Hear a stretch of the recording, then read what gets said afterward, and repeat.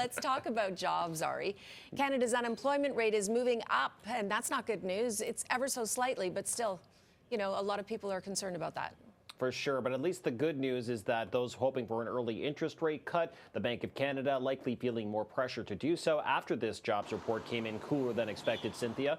So yes, the Canadian labor market lost 2,200 jobs and the unemployment rate increased from 5.8% in February to 6.1% in March, which was more than expected. Again, sending strong signals likely to the Bank of Canada to start lowering rates. Most economists are betting on June, and next week the central bank will set monetary policy, but no changes are expected. We may get a better idea, though, about the path forward. We'll probably get some signals about whether or not June is more likely when we hear from the Bank of Canada on Wednesday, Cynthia.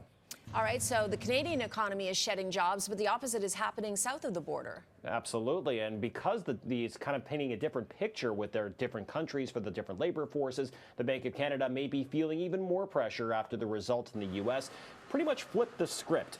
So the United States added more than 300,000 jobs last month, which was way more than analysts were predicting. And unlike in Canada, unemployment actually fell to 3.8%. And this is the third better than expected report on the U.S. labor market just this week. So the U.S. Federal Reserve is less likely to lower interest rates, considering the labor market is still showing resilience.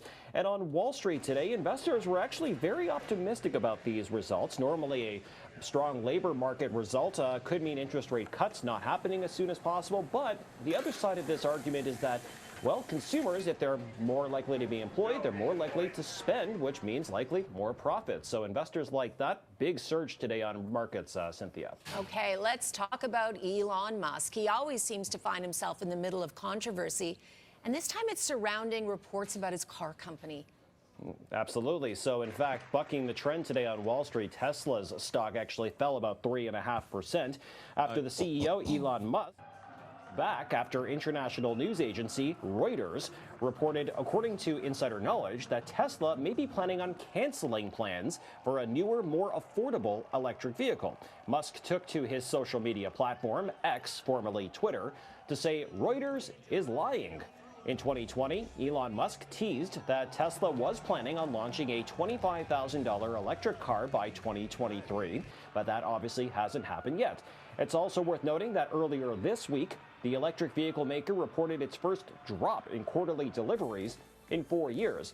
So although Elon Musk is pushing back against Reuters' claims, it's hard to argue about the case that maybe that plans won't be canceled, but they could be pushed back at the very least. All right, always interesting. Ari, have a great weekend. Thanks so much for joining us. You as well, Cynthia.